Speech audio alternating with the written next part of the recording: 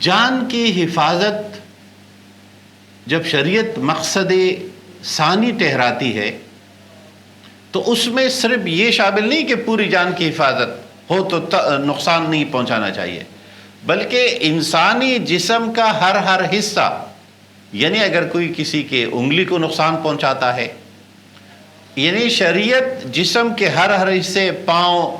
بدن کا ہر حصہ، اس کی حفاظت، یعنی نہ صرف پورا جسم بلکہ انسانی جسم کے حصوں کی بھی حفاظت ہو۔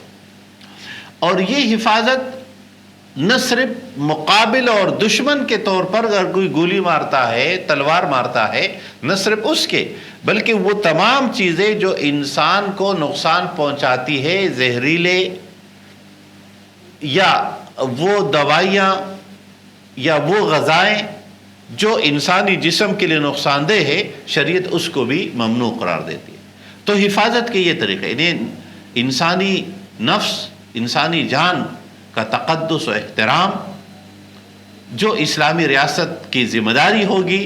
کہ شریعت اس مقصد کی تکمیل چاہتی ہے۔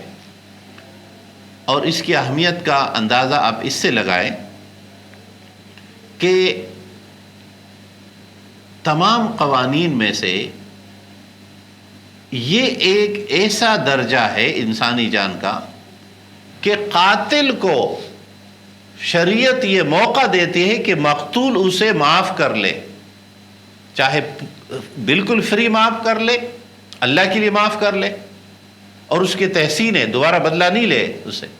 اور یا کچھ اس سے جرمانہ لے کر، دیت لے کر اس کو معاف کر لے، تاکہ مقتول کے جو نقصانات ان کے گھرانے کو برداشت کرنا پڑ رہا ہے اس میں ان کا ساتھ دیا جا سکے، ان کا تعاون اور مدد کیا جا سکے۔ باقی کسی جرم میں یہ نہیں ہو سکتا، دنیا کا یہ قانون نہیں ہو سکتا کہ مجرم کو اس بنیاد پر سہولت دی جائے لیکن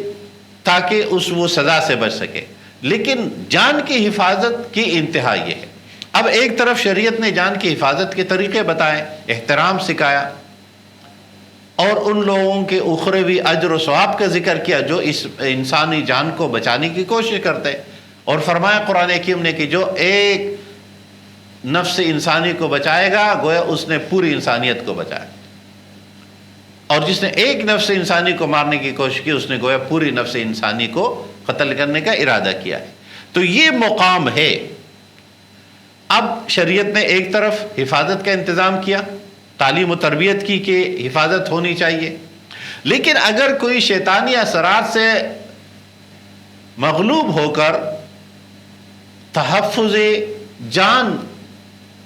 کو پامال کر لے، حفاظت کو پامال کر لے، توڑ دے اور کسی جان کو نقصان پہنچائے، تو شریعت اپنے نظام اور قوانین کے تحت ریاست اور اجتماعیت اس کے خلاف اقدام اٹھائے گی، اور اس اقدام کو دینی اصطلاح میں ہم حد حرابہ، قصاص یا دیت کے لفظ سے یاد کرتے ہیں۔ اور یہ واحد مرحلہ ہے جب شریعت یہاں بھی جان کی حفاظت کو ملحوظ خاطر رکھتے ہوئے قاتل کو آپشن دیتی ہے کہ وہ مقتول کے ورثاء سے معاملہ طے کر لے، ان کے نقصان کی تلافی کر کے ان سے معافی مانگ لے، اور غلطی کا دوبارہ اعادہ نہ ہو کسی بھی شکل میں۔ اب قرآن نے جو نظام دیا ہے اس کے تحت یہ اجزاء کا بھی، ایک عدوے کا بھی، کہ السن بالسن والانف بالانف، دانت کے بدلے میں دانت اور ناک کے بدلے میں ناک، اور جسم کا کوئی حصہ بھی، اگر کسی حصے کو بھی اگر کسی نے نقصان پہنچایا، انہیں زخم کی گہرائی اور لمبائی دونوں کو، اور نقصان دیت کو کہ بدن کو اس سے کتنا نقصان پہنچتا ہے اس کو بھی نظر رکھتے ہوئے، اور اگر پورے جان کو کوئی بالکل قتل کر دے تو شریعت اس کے قاتل کو اس سزا تجویز کرتی ہے۔ یہ ہے جان کی حفاظت کا شریعت کا نظام۔ اس لیے اسلام نے، مسلمانوں نے اپنے دور عروج میں ہماگیر ہلاکت خیزی والے ہتھیار نہیں بنائے. یعنی اسلام نہ صرف مسلمانوں کی جان کے تحفظ کی بات کرتا ہے، بلکہ وہ دشمن جو مقابل ہے، جو حملہ آور ہے، ان کے عام لوگ سویلین جو ہے وہ ہمارا ہدف نہیں ہوں گے. اس لیے اسلام ہماگیر ہلاکت خیزی کے ہتھیار جیسے بڑے بڑے میزائل اور بم یا ایٹم بم اور ہائیڈروجن بم، یہ سب مسلمانوں نے اپنے دور عروج میں اس لیے اس وقت کے جو ہماگیر ہلاکت خیزی کے ہتھیار تھے ان کو اختیار نہیں کیا. یہ تو ہمارے نام نہاد ترقی یافتہ دنیا کا کمال ہے کہ ہیروشیما پر اور ناگاساکی پر ایٹم بم گرانے کی وحشت انگیز کارروائی کرنے والا وہ امن کا علمبردار بھی ہے، وہ انسانی جان کے تحفظوں کا علمبردار بھی ہے.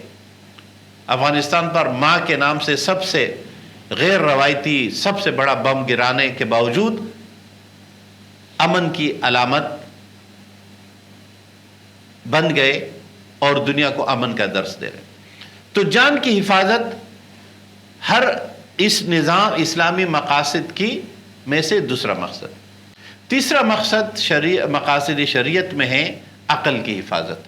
انسانی عقل کی حفاظت. اور یہ وہ مقصد شریعت ہے جس پر مغرب یا یہ سرمایہ دارانہ تہذیب ہم سے اتفاق نہیں کرتی کہ بھئی عقل کے تحفظ کے لیے آپ جو کہتے ہیں کہ نشے نہ ہو تو نہیں، شراب کے بغیر کیسی زندگی گزر سکتی ہے، جبکہ اسلام کہتا ہے انسانی جان کی حفاظت دوسرا اور انسانی عقل کی حفاظت تیسرا مقصد شریعت. یعنی جان کی بھی حفاظت اور ذہن، فکر، عقل کی بھی حفاظت ہونی چاہیے. شریعت نے تمام نشوں کو حرام ٹھہرایا کہ اور نشوں کی طرف جانے والے ذرائع اور اسباب کو بھی حرام ٹھہرایا. یعنی نشہ بھی حرام ہے اور وہ چیزیں، وہ راستے جس سے انسان نشوں کی طرف جاتے وہ گویا دنیا میں اس وقت نشوں کے خلاف سب سے بڑی تحریک اسلام ہے. ہر مسجد میں ہمیشہ نشوں کے خلاف بات ہوتی ہے اور زیادہ سے زیادہ ہونی چاہیے. بدقسمتی سے ہم نے نشوں کی کچھ شکلوں کو اپنی تہذیبی شناخت بنا دیا، ہلکے ہونے کے لحاظ سے یا پہلے دوائیوں میں کی شکل میں استعمال ہونے والے چیزوں کو. تو شریعت ہر اس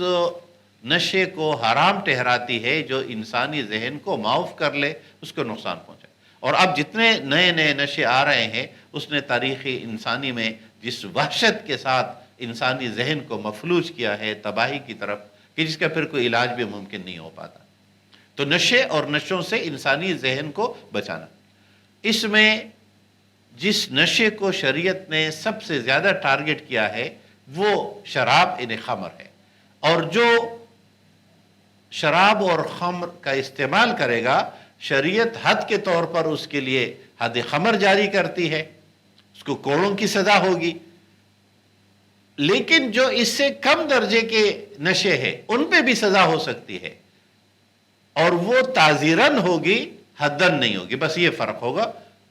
نشے کی کیفیت کے لحاظ سے. مطلب یہ نشہ ہو سکتا ہے، یہ سزا ہو سکتی ہے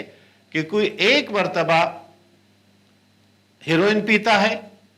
یا آئس کا نشہ ایک مرتبہ کرتا ہے تو اس کی اتنی سزا، اور کوئی اگر روزانہ کرتا ہے یا دن میں 2 مرتبہ کرتا ہے تو اس کی یہ سزا. تو ان سزاؤں یہ ٹھیک ہے کہ سزائے معاشرے کو محفوظ رکھنے کا ایک ذریعہ ہے، یہی پورا ذریعہ نہیں ہے. اس کے ساتھ ساتھ تعلیم و تربیت کا وہ نظام اپنانا ہوگا جو نشوں سے بچنے کے لیے شریعت مطہرہ نے تجویز کیا.